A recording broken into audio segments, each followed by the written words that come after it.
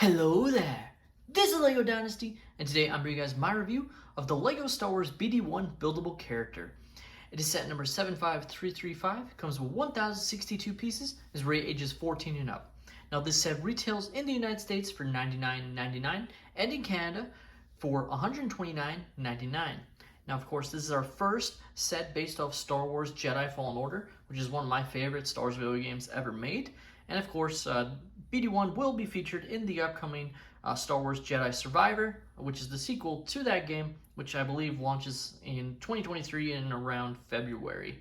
So very excited for that game. Hopefully, with the release of this set, that means they're going to go back and go against what they originally said, which was they felt the game was too violent, so that's why they didn't want to make any sets based on the game, which I just think is ridiculous, personally. I view the game as the same level of violence as the first Star Wars The Force Unleashed game, and at the end of the day, that game got a set based on the ship, the Rogue Shadow. I don't see why we couldn't get a set like the Mantis. So I'm holding out hopes they'll release that either in the winter of 2023 or summer. Love to see the Mantis get a release. But moving on to this buildable character, I gotta say, I absolutely love how it looks. I think they've done an excellent job of capturing the look of BD1. And without further ado, let's start by looking at the box. So you can see BD1 on what I believe is the Zepho homeworld. Just kind of reminds me of that scenery there that we see him in. Obviously that one is very important to the game. At the top you can see the actual micro figure of BD1. The back of the box shows some of the features of the set, including, the stim canisters, the ability to rotate the character, which is basically all the features you can really get in a set like this, but it still looks excellent.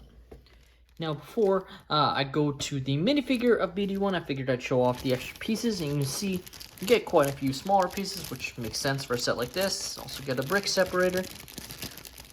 And you can kind of get a gist of the extra pieces that I ended up with after building this set. And yeah, quite a few extra pieces. Always a bonus to get those and add to the collection.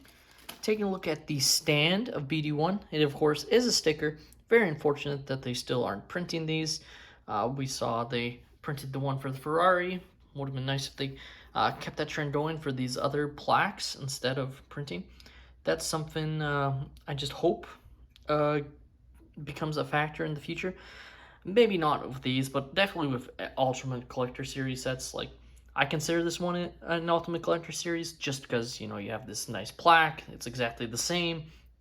You got the nice blue outlines, the information, which you can pause and read there if you so desire, if it'll focus. Sort of focusing, but not fully.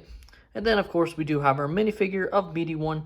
This one is different than what we got in the N1 Mandalorian's N1 Starfighter, as that one was with blue markings. So very nice to see they did change it up, because you do have customization of BD1. So they could have argued, oh, this is just him as blue, even though red is his predominant color, unless you go out of your way to change it. But you can see the nice red markings if they will choose to focus. There we go. So it's basically the exact same, character, especially in printing. It's just instead of blue, it is red. But I love that they went above and beyond with that detail, because LEGO probably could have made an argument that since you can customize BD1 in the game, that they just left the blue printing on it, and rather than give him his regular or original red markings that he's more known for. Now, taking a look at BD1, I just gotta say, I love the overall design they managed to come up with. It really does capture the look, I think. It allows you really to emote his face, just with the parts you're able to move, which I think is excellent. You can make him a bit more, I guess that would be kind of curious, a bit more like confused or sad, etc. You can tilt the head as you see fit. It does have one of these these Technic parts that you can bend forward to give him a different look. Now, depending on the way you go, you can't go super far because it'll imbalance the set where it'll fall forward, but you can go all the way down there, you can see. But it's generally, if you go too far backwards, it'll start to lean back a little bit, and that can be a balance issue. but you can kind of see the Technic parts they put together. Kind of unfortunate they had to leave this space open the way it is. I don't think that looks the best when you're looking underneath, because obviously in the game it's all covered up, it's all plated. So unfortunate that they couldn't find a way. I think you could probably modify it a little bit and have him a bit more covered up, essentially, is how I describe it. Now, taking a look at the legs, they look excellent. I think they've done a great job of capturing the overall wirings and just how it all looks, because obviously he gets kind of rebuilt. You know, you find him and he's originally kind of damaged, and then Cal Kestis, the main character, kind of rebuilds him throughout the game, and this is him kind of at his nearest full potential. I think it's missing some of the parts he would use, like the Stomp Link and whatnot, but you can't get everything in this set, unfortunately. But the color scheme, I think they've done an excellent job. It looks great.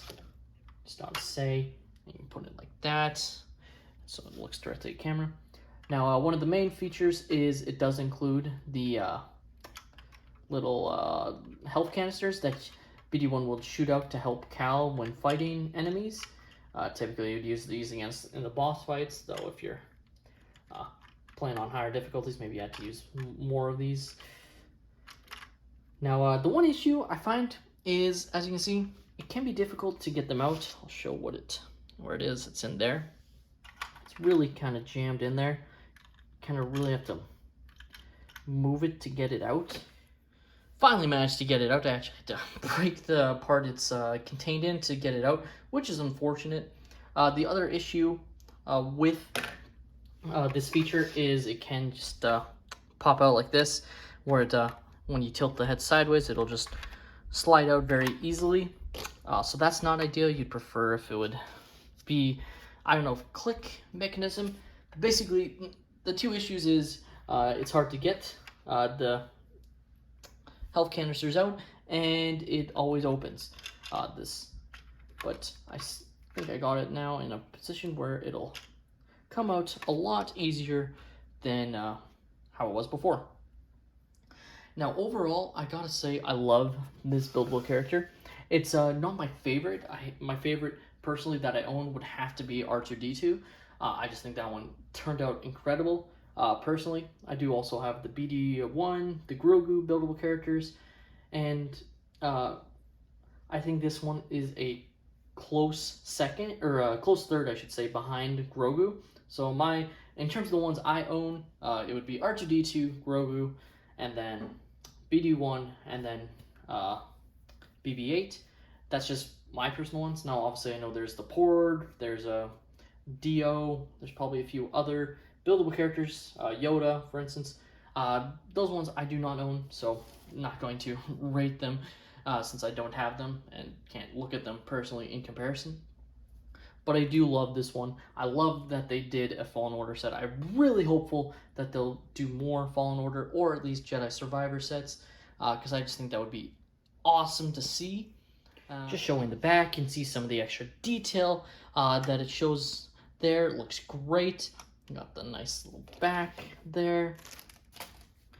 Just overall, I think they've done a great job of capturing the look, and it's just an incredible little buildable character. I think he's going to look great on display. If you have other build characters, or just having on a shelf somewhere, I think it's just going to really lighten up the room. I love the color scheme is just great with the red, white, and gray mixed in with a little bit of blue and I guess some black pieces as well. It just really pops, in my opinion, and I think LEGO did a great job of getting the look right on this set. So overall, that is all my opinion. So let me know your guys' thoughts on the BD1 buildable character in the comments down below. Are you guys planning on picking up this set or not? Let me know down below. Please leave a like and subscribe if you have enjoyed, and have a great day, everyone.